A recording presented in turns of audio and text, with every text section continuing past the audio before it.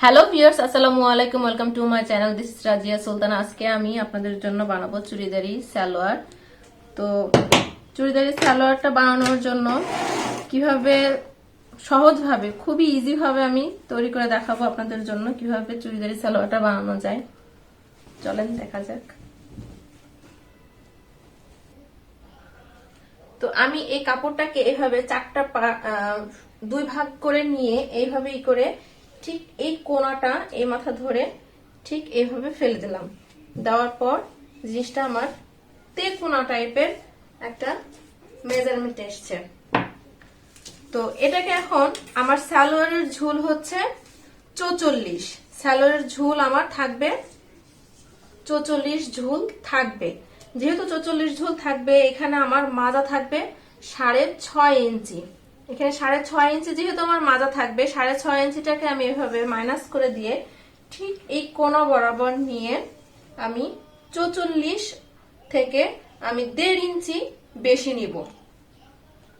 1.5 ইঞ্চি 2 ইঞ্চি বেশি নিলেও সমস্যা নাই। 2 ইঞ্চি আমরা বেশি নিয়ে নিলাম। এখানে 1.5 ইঞ্চি নিয়ে নিই।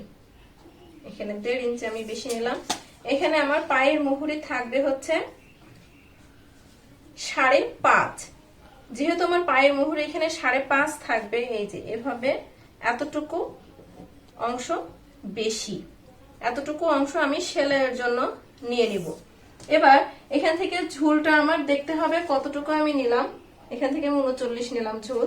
এখান থেকে ঠিক সেই পরিমাণ পর্যন্ত আমি একটা স্কেল দিয়ে দাগ পড়ে না কেন, এখানে আমি একটা দাগ দিয়ে নিলাম।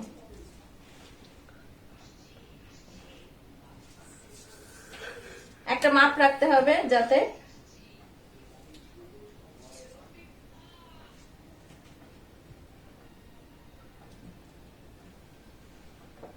দেখতে থাকেন আমি কিভাবে করি।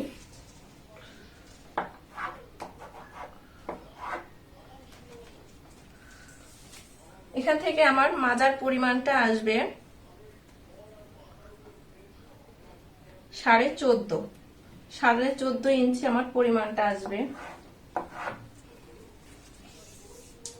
আসার পর এখানে আমার হিপের পরিমাণটা আসবে 6.5 থেকে মাইনাস করে 6.5 ইঞ্চি থেকে মাইনাস করে আমার হিপ থাকবে 15.5। 15.5 যদি আমার হিপের মাপ থাকে, তাহলে এখানে আমার নিতে হবে 16.5। এখানে আমি বরাবর স্কেল চক দিয়ে একটা দাগ দিয়ে দিলাম। এখান থেকে আমার মাপ থাকবে 17, 17.5 থাকবে আমার এখানে। এখানে আমি 18 নিয়ে নিলাম। এখানে আমি দাগ দিয়ে দিলাম এইভাবে। ঠিক এইভাবে আমি একটা দাগ দিয়ে এখান থেকে যে মাপটা আমি নিয়েছি 14.5 পরিমাণ, এখানে যে দাগটা আমি দিয়ে নিয়েছি সেটা থেকে আমার এটা একটা হিপের দাগ আমি দিয়ে নিব। সেম প্রসেসে আমরা নর্মালি যেরকম সালোয়ার কাটি, সেম এই একই নিয়মে এইভাবে কেটে নিব। কাপড়ের বহর যেহেতু এটার কম, সেহেতু যেটার যেরকম ঠিক সেটা সেভাবে আমার নিতে হবে।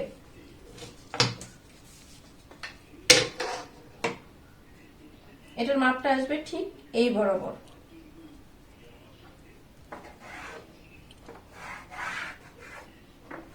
এখানে একটা কাগজ অথবা যে কোনো একটা কাপড় দিয়ে নিতে পারেন, কিন্তু আমি কাগজ দেওয়ার প্রয়োজন মনে করিনি, কারণ আমার এটাতে দাগ পড়ে, এজন্য আমি দেই নাই।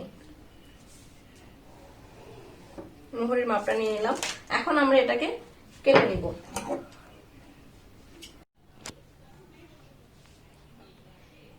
আমি এভাবে দুইটা পার্ট মাপ দিয়ে ঠিক সেম পজিশনে কাপড় থেকে আমি কেটে নিচ্ছি। সেম মাপে ফেলে 14.5 নিয়ে এখান থেকে যতটুকু আমি নিয়েছিলাম ঠিক সেই পরিমাণ অনুযায়ী আমি এখান থেকে জিনিসটা নিয়ে নিছি। তো এইভাবে আমি এই জিনিসটা বাড়তিও পার্ট রেখে দিছি যাতে আমার সেলাই করতে সমস্যা না হয়। এখন এই যে দুইটা পার্ট আমি কেটে নিছি, এই পার্টটা সেম অপোজিট আরেকটা কাপড়ে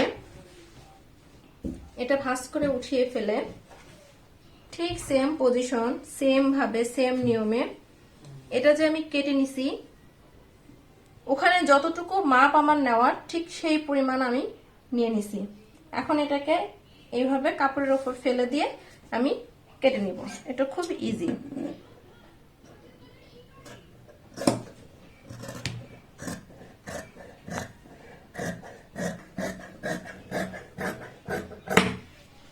এখন আমি 4টা পার্ট কেটে নিছি, কারণ সামনে পিছনে দুইটা সাইডে আমার এই পার্টটা লাগবে জোড়ার জন্য।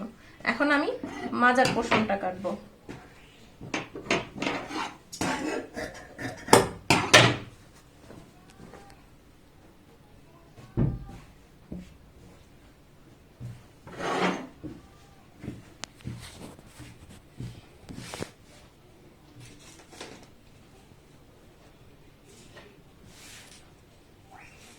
এখানে আমার মাজা আছে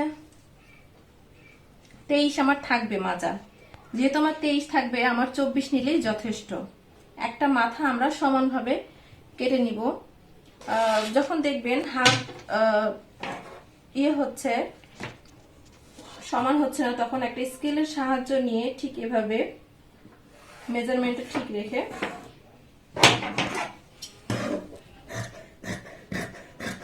সমানভাবে কেটে নেবেন। আমার মাজার পরিমাণ থাকবে 6.5। সো 6.5টাকে আমার কতটুকু নিলে 6.5, 8, 8.5 নিলে যথেষ্ট। সো আমি 8.5টাই নিয়ে নিব।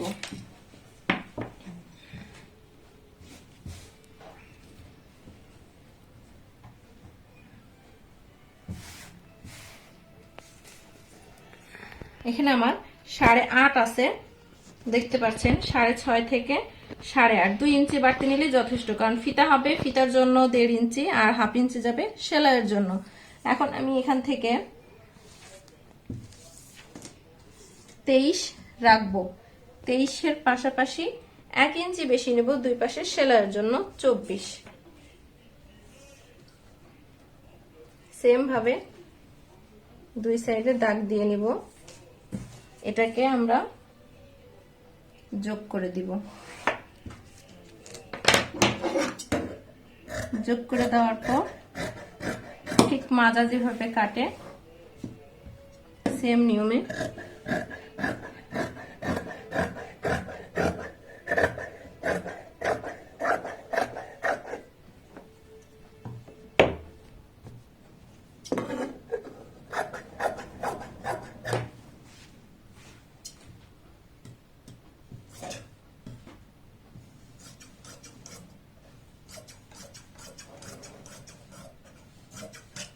হয়ে গেল আমার সালোয়ার কাটা। এবার আমরা সেলাই করে নিব। এটা হচ্ছে 4টা পার্ট। এটা নিচের পোর্শনটা, এটা নিচের পোর্শনটা, আর এটা মাঝখানের পোর্শনটা, এটা কোমরের পোর্শনটা। তো চলেন সেলাই করা যাক। প্রথমে আমরা মাজার এপাশ আর এপাশ, এটা মাজার অংশ, মাজার এই অংশটার এপাশ আর এপাশ আমি সেলাই করে নিব। তারপর সালোয়ার সেলাই করব। এক সাইড বরাবর সেলাই করে চলে যাব।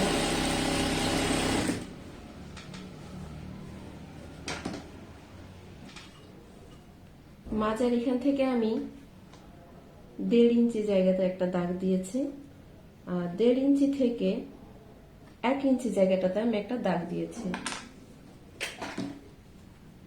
সেলাইটা এমন ভাবে করতে হবে, এটা সালোয়ারের ফিতার ঘরের জন্য এতটুকু অংশ আমি বাদ রেখে পরের দাগের অংশ থেকে আমি সেলাই করাটা শুরু করব।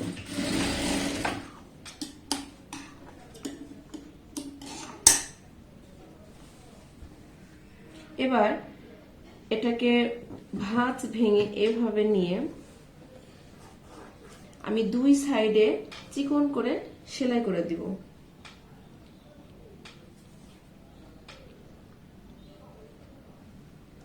সেম এইভাবে অল্প একটু ভেঙে দুই সাইডে আমি সেলাই করে নেব।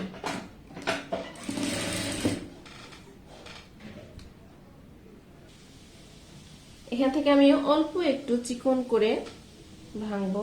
ভেঙে আমি পুরো মাথাটা আগে একটা রাউন্ড করে সেলাই করে নেব, তারপর পরে একটা ভাঙা দিব। পুরো রাউন্ড আমি একটা করে সেলাই দিয়ে নিয়েছি। এখন এখানে যে জায়গাটা আমি খালি রাখছিলাম ফিতার ঘরের জন্য, ঠিক সেটা এমন ভাবে ভাঙতে হবে যেন ফিতার ঘরটা এইভাবে উপরের দিকে থাকে, ঠিক সেই পরিমাণ। এর থেকে বেশিও না, কমও না। এর থেকে কম ভাঙলে পারে ঘরটা ছোট হয়ে যাবে, আবার এর থেকে বেশি ভাঙলে সালোয়ারের মাজার পরিমাণটা কমে আসবে।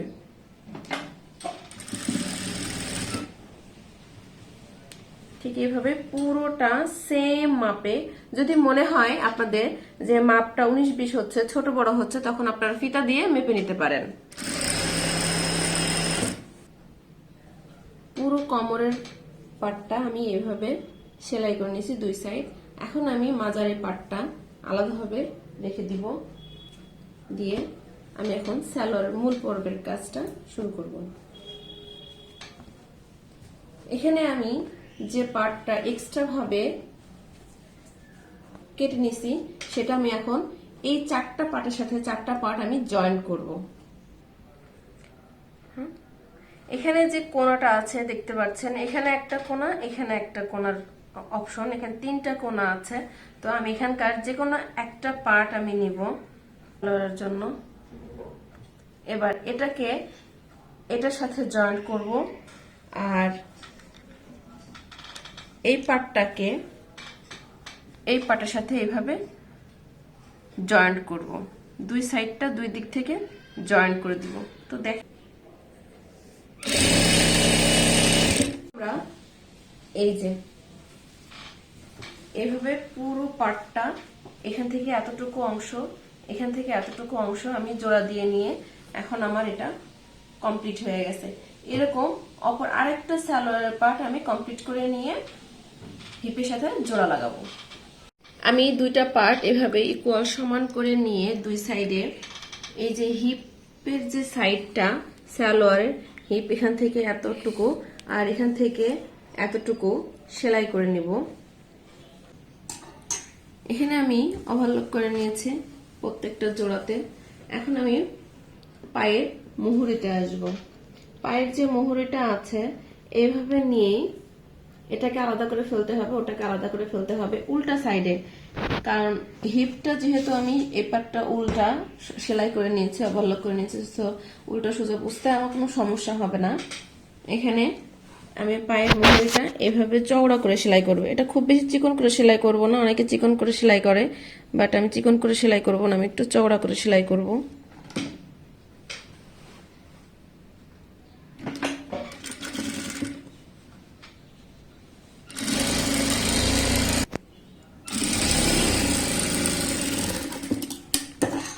এভাবে আমি 2টা পায়ের মুহুরি সেলাই করে নিয়েছি। এই যে এই পাটটা আর এই পাটটা সুন্দরভাবে একই সমান পাটে আমি সেলাই করে নিয়েছি। এখন এটাকে আমি এভাবে আলাদা করে ফেলবো। আলাদা করে এটাকে এই পায়ের সাথে জারটার সাথে তার জয়েন্ট দিয়ে দেব। নর্মালি আমরা চুড়িদারই পরি, পায়ের এখানে টিপ বুতাম দিয়ে নেই, কিন্তু এই সালোয়ারের ক্ষেত্রে টিপ বুতাম হবে না, সমানভাবে চলে আসবে। যেহেতু এটা স্টিচ হয়ে গেছে, এই তেরছাভাবে কাটার কারণে স্টিচ হয়ে গেছে, সেহেতু টিপ বুতামের খুব বেশি একটা প্রয়োজন পড়ে না। এখানে আমি মাপ নিয়ে নিব 5.5 থেকে 2 সুত বেশি, তার মানে 11.5।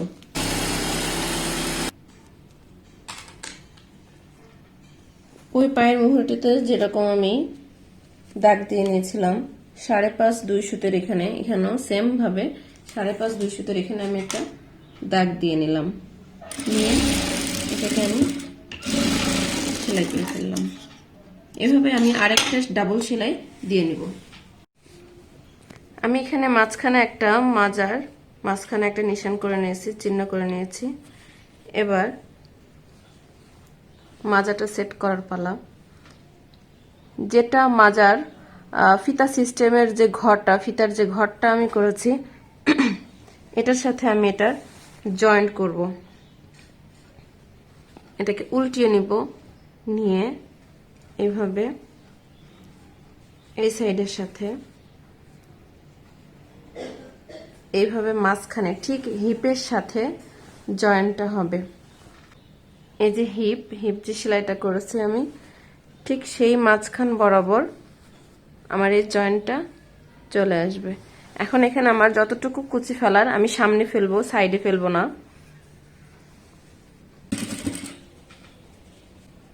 কুচিটা যা ফেলবার আমার সম্পূর্ণটা আমি সামনেই ফেলবো, বাকি পরে আর ফেলবো না।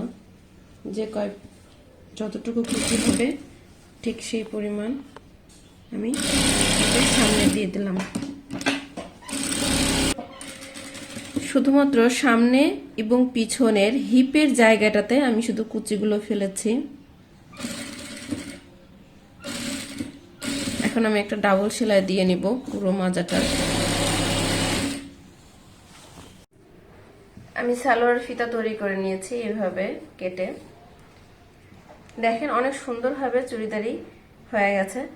যদিও এটা হচ্ছে খুব বেশি চোচালো, যে সালোয়ারটায় খুব বেশি চোচালো হবে না, যার জন্য আমি একটু লুজ করে রেখেছি। আমার ভিডিওটা দেখে যদি আপনাদের ভালো লেগে থাকে অবশ্যই লাইক করবেন এবং অন্যদেরকে দেখানোর সুযোগ করে দিবেন শেয়ার করে। আর পরবর্তী ভিডিওগুলো পাওয়ার জন্য সাবস্ক্রাইব করতে ভুলবেন না। Thank you.